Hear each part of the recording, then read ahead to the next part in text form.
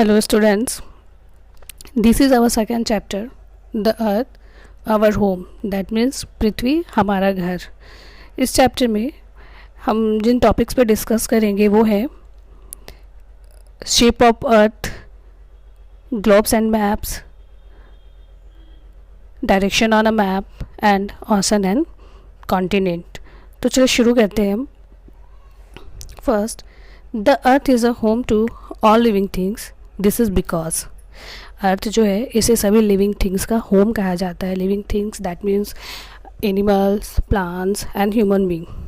तो इन सभी का होम अर्थ को कहा जाता है, और ऐसा इसलिए कहा जाता है क्योंकि it is surrounded by a layer of air called the atmosphere. हमारा जो अर्थ है वो चारों तरफ से एयर के लेयर से, एयर का लेयर से कहने का मतलब है कि हवा की परत से घिरा हुआ है, जिसे कि हम एटमॉस्फेयर कहते हैं। जैसे कि हम सभी जानते हैं कि हम सभी जितने लिविंग थिंग्स हैं, जैसे कि ह्यूमन बीइंग है, एनिमल्स हैं, प्लांट्स हैं, इन सभी को ब्रेथ लेने के लिए एयर की ज़रूरत होती है। बिना ब्रेथ के लिए तो हम जिंदा नहीं रह सकते ना। सेकेंड है, about 3/4 of the earth is covered by water, 1/4 of its cover by land. हमारा जो अर्थ का 3/4 एरिया है वो वाटर से कवर है, और ये जो वाटर से जो एरिया को कवर करते हैं उसमें ओशन, सीज, रिवर, लैक्स ये सभी आते हैं। बाकी का जो 1/4 एरिया इसे लैंड कवर करता है, और इस लैंड के एरिया में mountains, valley, plains, plateau, forest, desert ये सभी आते हैं। Next is it has the right temperature needed by all living things to live. हमारे अर्थ का जो टेम्परेचर है वो ऐसा टेम्परेचर है, या कहें कि ऐसा राइट टेम्परेचर है जिसमें कि सभी लिविंग थिंग्स सर्वाइव कर पाते हैं। नेक्स्ट है shape of earth. For a very long time people thought that the earth was flat and had hills. काफ़ी लंबे समय पहले ये माना जाता था कि जो अर्थ है उसका शेप क्या है, फ्लैट है, और इसका किनारा है, यानी कि अर्थ जो है वो समतल है और उसका एक किनारा है। About 500 years ago, Ferdinand Magellan and his crew started from Spain on a long sea journey. लेकिन लगभग 500 साल पहले जो फर्डिनेंड मैगलन और उसके क्रू, यानी कि उसके बाकी और लोग भी, उसके क्रूज़ के लोग, वो क्या किए कि स्टार्ट किए स्पेन से एक सी की जर्नी दैट मीन्स कि समुद्र की यात्रा स्टार्ट किए। They kept selling in one direction. उन्होंने एक दिशा की ओर से, एक डायरेक्शन से जर्नी अपनी शुरू की। आफ्टर नियरली 3 years, लगभग 3 सालों में, they reach the same place from where they had started. वे उसी प्लेस पे पहुँचे जहाँ से उन्होंने स्टार्ट किया था। This proof that the earth is round like a ball. तो ये जब वो एक जिस प्लेस से स्टार्ट किए थे और उसी प्लेस पे वापस पहुँचे, जैसे हम लोग भी किसी अगर सर्कल में चलते हैं तो एक प्लेस पे जहाँ से स्टार्ट करते हैं हमारा एंडिंग पॉइंट भी वही होता है ना, तो ठीक उसी तरीके से उनके साथ भी हुआ। तो ये प्रूव करता है कि जो हमारा अर्थ है उसका शेप एक बॉल की तरह है। In fact the earth is round like an orange, slightly flat at the top and bottom. या फिर वास्तव में ऐसा भी हम बोल सकते हैं कि हमारा जो अर्थ का शेप है वो ऑरेंज की तरह है, ऊपर टॉप और बॉटम से फ्लैट। हम इसे स्पेरिकल शेप भी बोलते हैं, यानी कि हमारे अर्थ का जो शेप है वो स्पेरिकल है। नेक्स्ट हमारा टॉपिक है globes and maps. The earth is very big, we can not see the entire earth at a time. क्योंकि हमारा अर्थ क्या है, बहुत बड़ा है, और इसे हम एक बार में एक साथ नहीं देख सकते।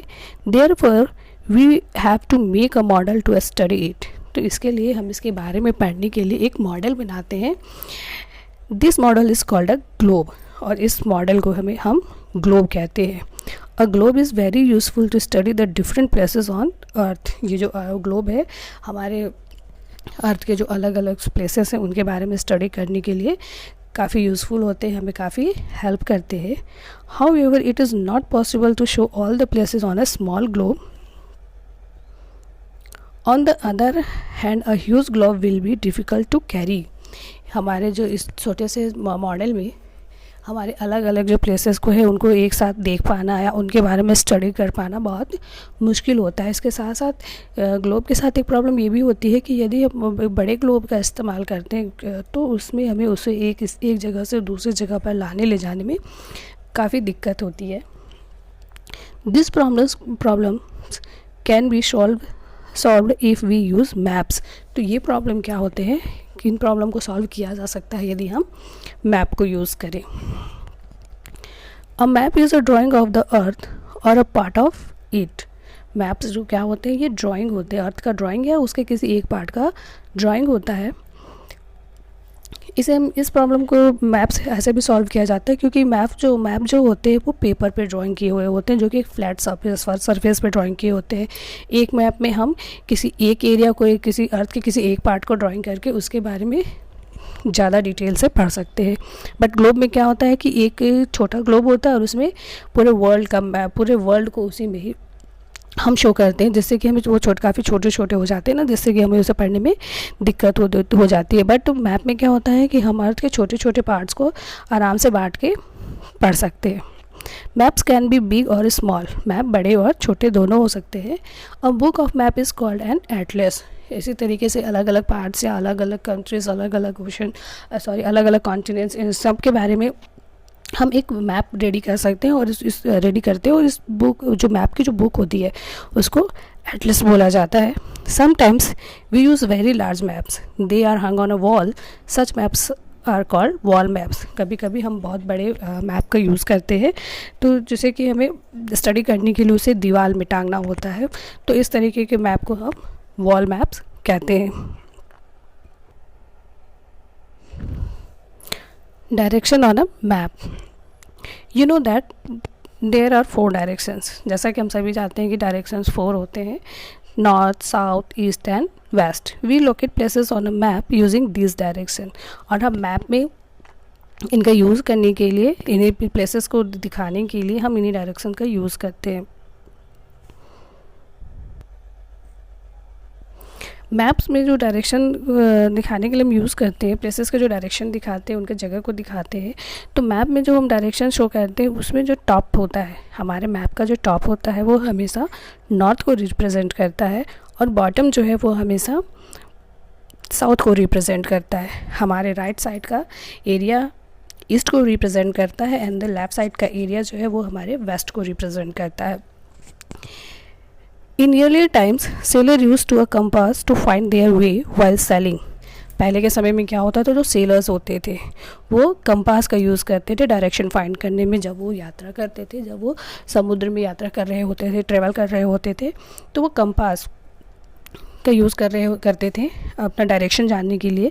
A compass look like a watch, ये जो कंपास होता है वो वॉच के जैसे दिखता है। It has a needle which always point two the north. और ये जो कंपास का जो नीडल है, उसकी नीडल हमेशा नॉर्थ डायरेक्शन की ओर पॉइंट करती है। Once you know where north is, you can find the other direction. एक बार जब हमें पता चल जाता है कि नॉर्थ किधर है, तो उसके बाद फिर हम अपने अदर डायरेक्शंस को आसानी से समझ लेते हैं।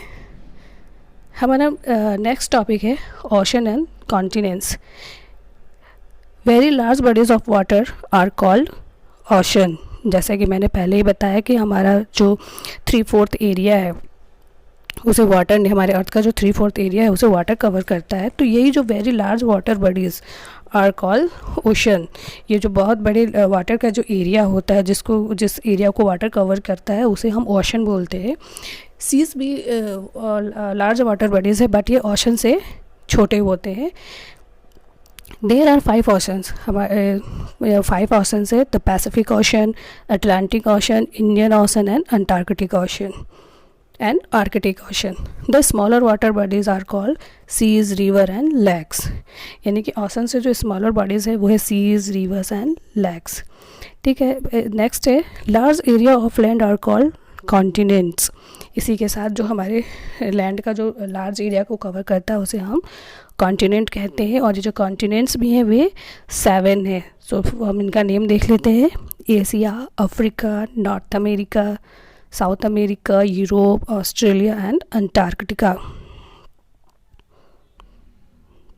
Okay, if we stand on the top of a high building, we can see the sky and the land or the sea meeting at a distance. यदि हम किसी बड़ी ऊंची बिल्डिंग के ऊपर खड़े हो जाते हैं और वहाँ से देखते हैं, तो हमें ऐसा दिखता है कि जो स्काई है, लैंड है और सीज है, ये क्या हो जा रहे हैं, एक प्लेस पे मिल रहे हैं या एक दूसरे के साथ मिल जा रहे हैं ना। The place where they appear to meet is called the horizon. ये ऐसा प्लेस जहाँ पे कि लैंड और स्काई ऐसा दिखते हैं कि वो दोनों आपस में मिल रहे हैं, इस प्लेस को हम बोलते हैं horizon. If we move toward the horizon the sky and the land appear to move further away. और जब हम उस प्लेस पे पहुँचते, जो प्लेस हमें दिख रहा था कि जिस प्लेस पे लैंड और स्काई आपस में मिल रहे हैं, अगर हम उस प्लेस पे पहुँचते हैं तो ऐसा वहाँ पे जाने के बाद वो प्लेस कुछ और आगे चला जाता, लगता है कि वो प्लेस आगे चला गया। और फिर हम ऐसे ही देखते हैं तो कुछ डिस्टेंस पे फिर हमें लैंड और स्काई एक जगह मिलते हुए दिखते हैं, बट ऐसा होता नहीं है। The place where the land and the sea meet is called the coast. और ऐसा प्लेस जहाँ पे कि लैंड और सीज आपस में मिलते हैं, इस प्लेस को कहा जाता है कोस्ट।